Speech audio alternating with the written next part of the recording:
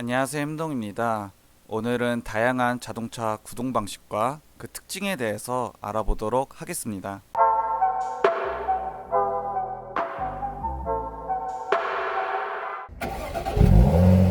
우선 전륜 구동입니다. 주로 FF라고 표시를 하는데요. 이 FF의 이 앞쪽의 F는 엔진의 위치를 얘기합니다. 즉 자동차가 이렇게 있다고 가정했을 때 엔진이 앞에 프론트에 있느냐, 가운데 미드에 있느냐, 뒤에 리어에 있느냐에 따라서 F, M, R 이런 식으로 갑니다. 그리고 이 뒤에 있는 F는 실제 구동축입니다. 그래서 이렇게 타이어가 있고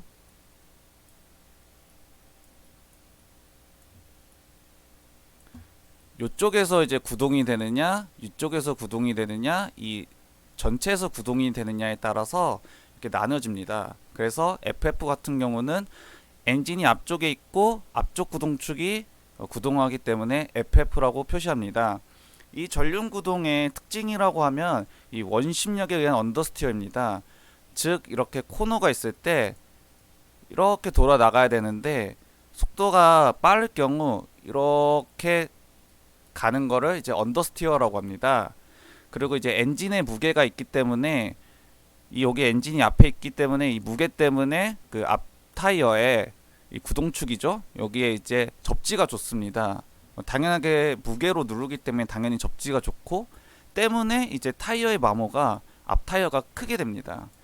그리고 전륜 구동 같은 경우에는 구조가 단순하고 단가도 저렴합니다.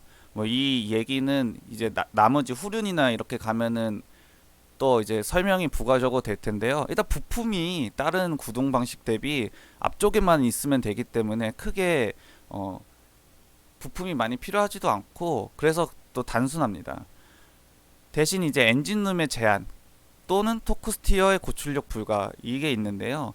엔진룸이 이렇게 있는데 여기다가 엔진도 있고 여기 변속기도 있고 뭐 다른 여러 가지 구동축도 있고 해서 엔진룸이 어쨌든 한정적이잖아요. 그렇기 때문에 더 큰 엔진을 넣게 되면은 이제 변속기가 들어갈 공간이 없고 이런 것 때문에 이제 엔진룸 제한이 있고요. 그래서 엔진룸 제한에 의해서 고출력 엔진을 넣기가 힘들고요. 그다음에 토크 스티어는 뭐냐면 이게 변속기가 이렇게 있으면 이 드라이브 샤프트는 여기입니다. 이 바퀴와 연결되는 이쪽인데 이게 여기 만약에 변속기가 여기 있다고 치면 한쪽은 이렇게 길고 한쪽은 이렇게 좀 짧습니다.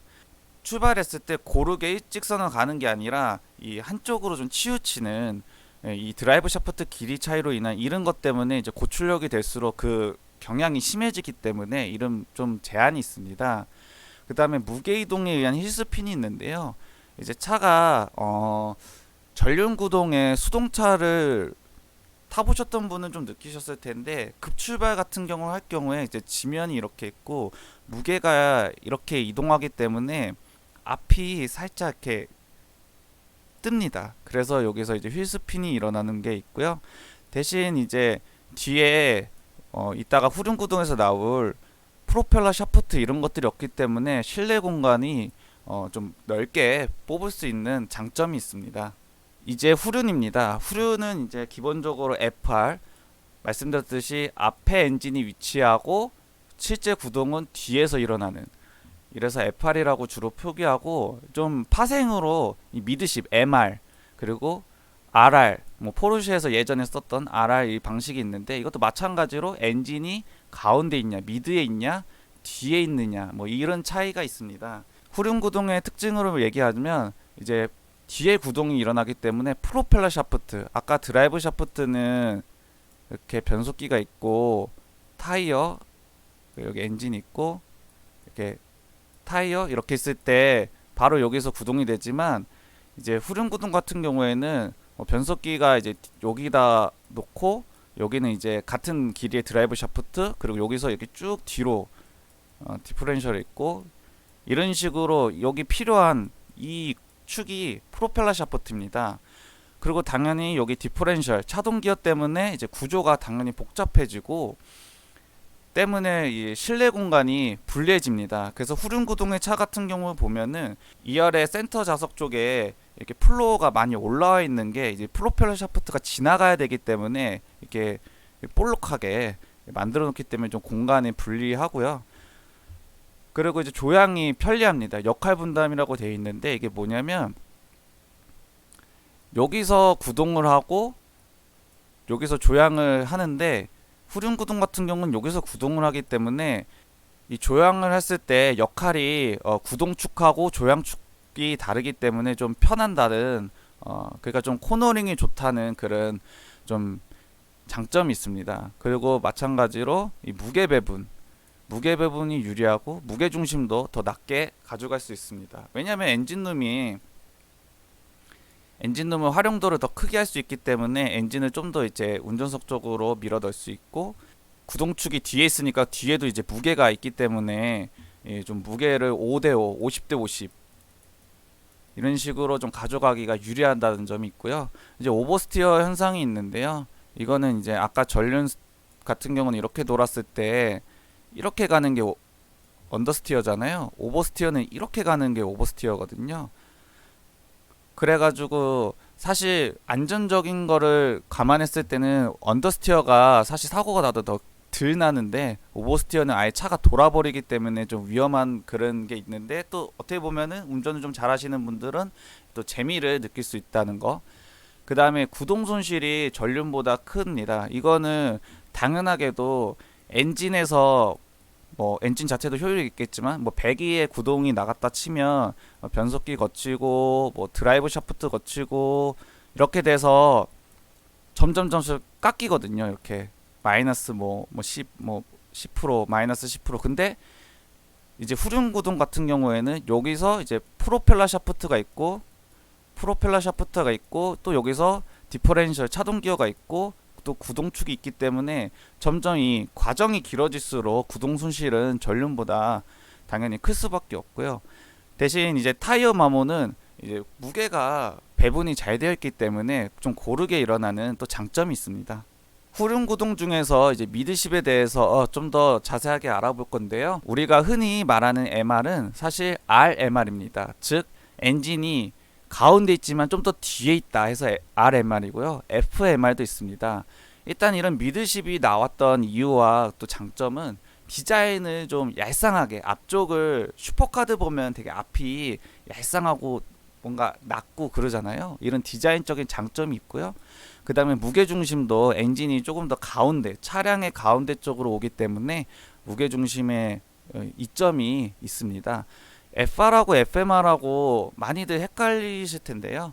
이걸 비교하는 기준은 이 스트럿바, 엔진룸의 스트럿바인데 좀 간단하게 얘기하면 대충 앞 타이어를 기준으로 엔진이 앞 타이어보다 뒤에 있으면 FMR, 앞에 있으면 FR이라고 보시면 됩니다. 즉 이제 운전석 쪽으로 엔진이 많이 들어와 있으면 FMR인데요.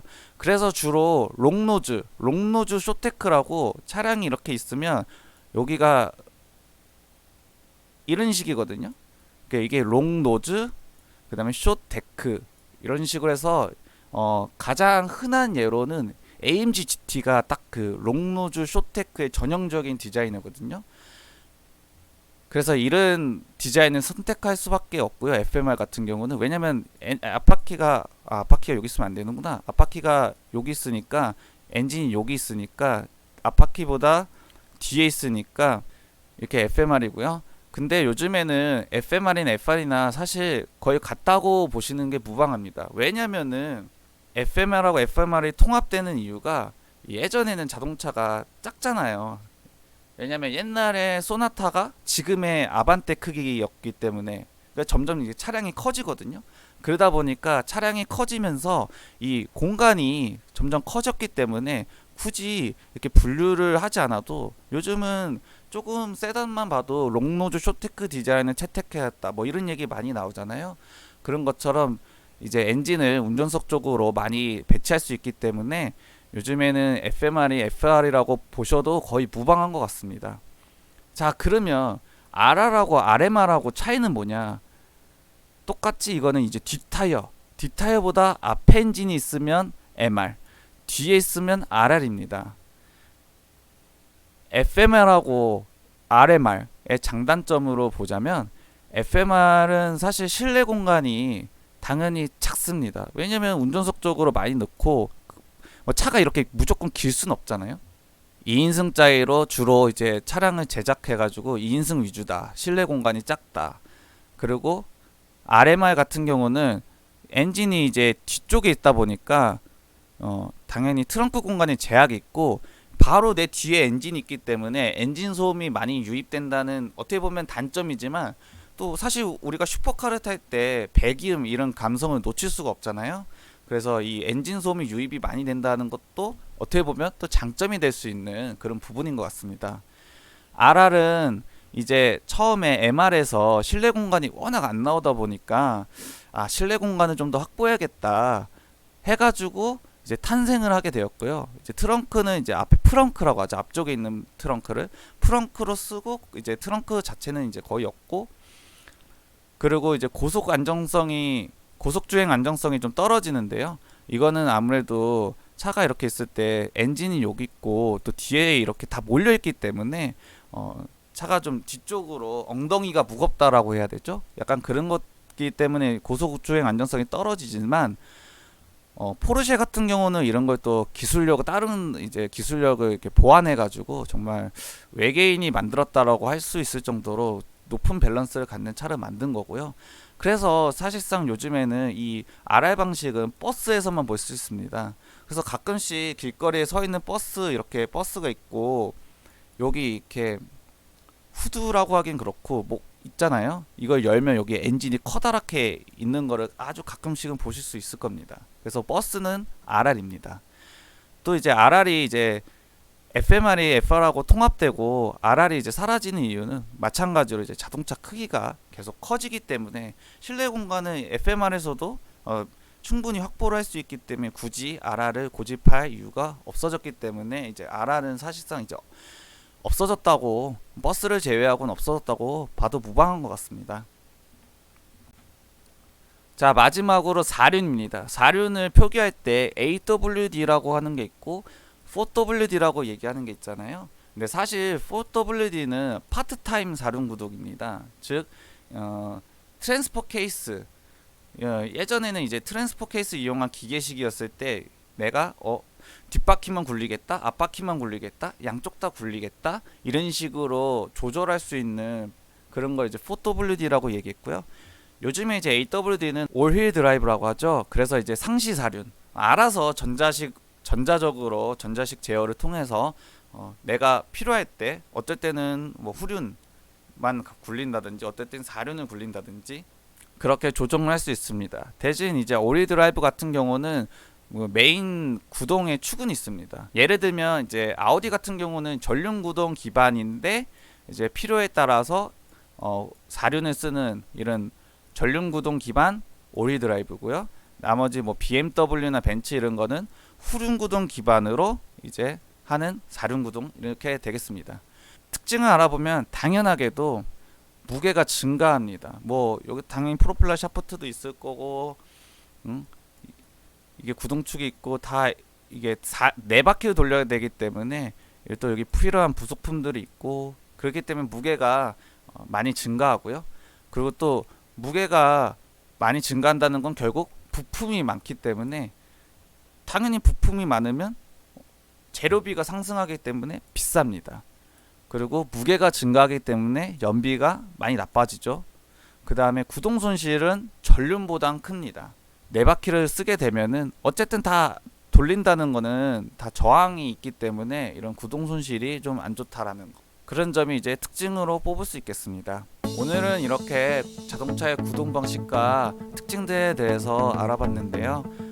사실 정확하게 알 필요는 없을 수도 있겠지만 이 각 전륜 구동, 후륜 구동, 4륜 구동, 미드십 이런 것들의 특징을 알면 내가 차를 살 때 어떠한 목적으로 사느냐 이런 거를 토대로 또 그런 구동 방식을 잘 골라가지고 살 수 있고, 또 구동 방식의 장점이나 뭐 이런 것들을 알면 또 운전할 때 구동 방식에 맞는 드라이빙을 할 수 있고 알아두면 나쁘지 않는 것 같아서 이번 영상을 준비하게 되었습니다.